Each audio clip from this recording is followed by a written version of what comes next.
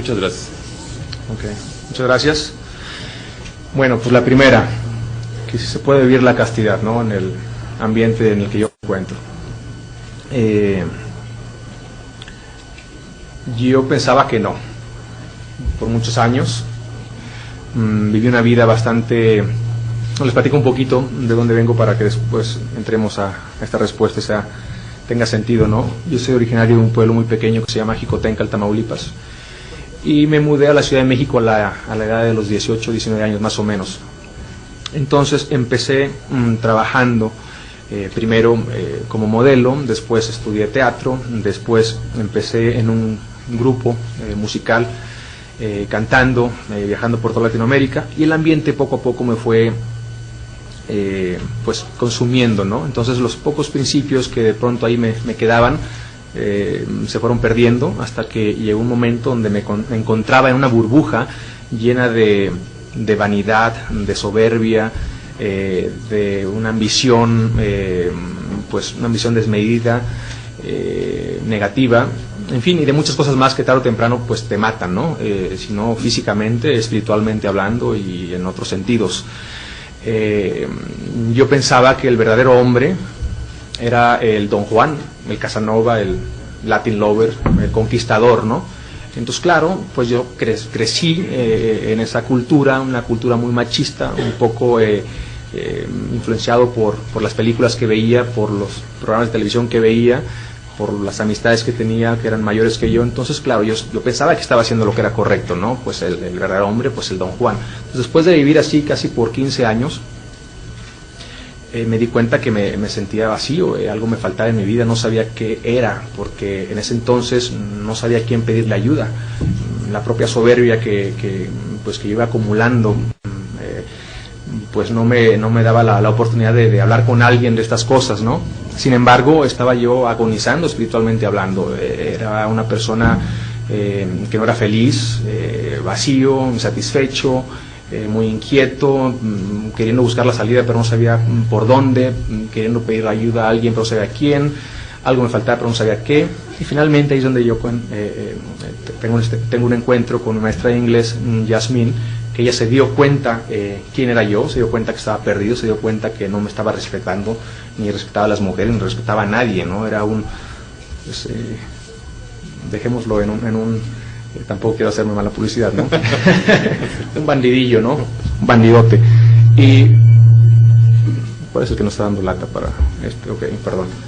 Y ella, con mucha paciencia y con mucha humildad, empezó a hablar conmigo, utilizando mucho el método socrático, haciendo muchas preguntas sin darme respuestas. Por ejemplo, cuando ella veía que yo de pronto salía con una niña, al día siguiente con otra, y tenía una novia por aquí, otra por allá, en lugar de inmediatamente juzgarme o decirme estás mal, ella me hacía preguntas, y una de las preguntas que me hizo un día fue: Eduardo, ¿a ti te gustaría formar una familia algún día? Y yo, sí, me encantaría, todavía no, pero en un futuro sí.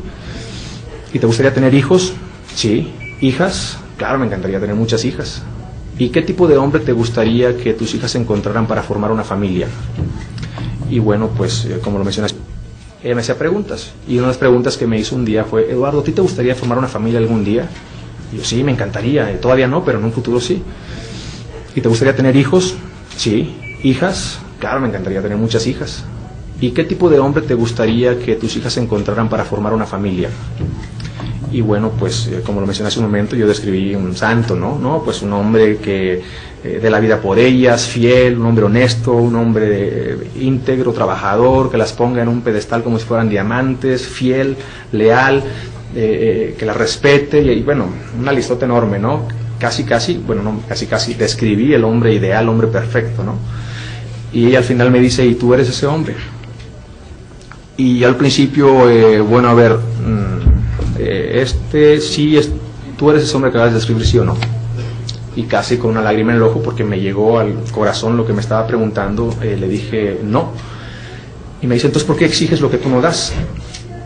¿No te has dado cuenta que ya es una vida llena de contradicciones? Por un lado, reconoces el valor en tu hija y quieres lo mejor para ella, y por eso acabas de escribir lo mejor. Pero por otro lado, tú no eres ese hombre. Entonces las mujeres con las que tú estás saliendo son hijas de alguien más, y son hermanas de alguien más, son futuras madres de alguien más, en caso que sea la vocación del matrimonio, ¿no? Para ellas. Así es que como que no se vale, ¿no? Por un lado, no estás respetándolas, no estás respetando su dignidad, las estás utilizando como si fueran objetos, las estás reduciendo a objetos sexuales, y a ti también te estás reduciendo a un objeto. Y no quiero decir con esto que el sexo sea algo malo, precisamente porque el sexo es algo muy bueno y es sagrado. Uno lo tiene que preservar y cuidar. ¿Para qué? Para poder compartirlo el día de mañana con la persona más importante de tu vida. En tu caso, si tu vocación es el matrimonio, después de Dios va a ser la madre de tus hijos. ¿Cuándo vas a saber quién es la madre de tus hijos al 100%? El día en que te cases. Es por eso que la castidad tiene sentido. La castidad no es reprimir, sino básicamente es guardar, es preservar, es cuidar para compartir ese regalo de Dios con la persona por la cual tú vas a dar la vida por ella, tu esposa. Y bueno, ahí fue donde pues abrí los ojos al principio, pues claro que saqué 40.000 argumentos, pero uno no puede argumentar contra la verdad. Así es que ahí fue donde yo comprendí que el cuerpo es el templo del Espíritu Santo, y uno tiene que respetarlo, tiene que cuidar, no somos animales, porque, por ejemplo, cuando le hice una promesa a Dios, recuerdo que después de la plática que tuve con ella, le hice una promesa a Dios y le dije, no volveré a tocar a una mujer hasta el día en que me case, si esa es mi vocación, y por favor ayúdame, porque yo en aquel entonces yo pensaba que eso era imposible, ¿no? Lo que me acabas de preguntar. Y mis amigos, cuando vieron que yo empecé a vivir en castidad, me dijeron que estaba loco, que eso era imposible, que eso no era ni siquiera natural. Me decían, pero Eduardo, es que el sexo es una necesidad física. Y yo les decía, eso no es cierto, es una mentira, porque necesidad física es comer, porque si no comes te mueres. Necesidad física es respirar, porque si no respiras te mueres. Yo hasta ahora no he escuchado que alguien haya muerto por la abstinencia. Así es que no es una necesidad física. Yo sigo vivo, después de 7 años no he explotado y estoy muy contento y con mucha paz, con mucha serenidad, con mucha alegría. Más bien es un deseo que se puede controlar con la razón. No somos animales, los animales viven de acuerdo a sus instintos, a sus pasiones. Y no quiere decir que las pasiones sean malas, al contrario, las pasiones son buenas y son ordenadas. La pasión tiene que obedecer a la razón y la razón tiene que obedecer a Dios, esa es la integridad. Ahí es donde se encuentra esa uniformidad que tenemos que alcanzar como seres humanos, ¿no? Entonces el verdadero hombre no es lo que yo pensaba antes, aquel que es el conquistador y el mujeriego. El verdadero hombre es aquel que respeta a la mujer. Sí se puede vivir en castidad con la gracia de Dios. Al principio, como se me hacía difícil, porque vivo en un lugar, como lo dije hace un momento, no es Medjugorje, Hollywood, no es un lugar donde la gente va a convertirse, sino lo contrario, es un lugar donde la gente se pierde muy fácilmente, es la capital de las tentaciones. Entonces llegar a un lugar como Hollywood, donde hay mucha gente de moral distraída, es muy fácil caerse. Sin embargo, si uno tiene una estructura espiritual, una disciplina espiritual, eso nos ayuda muchísimo.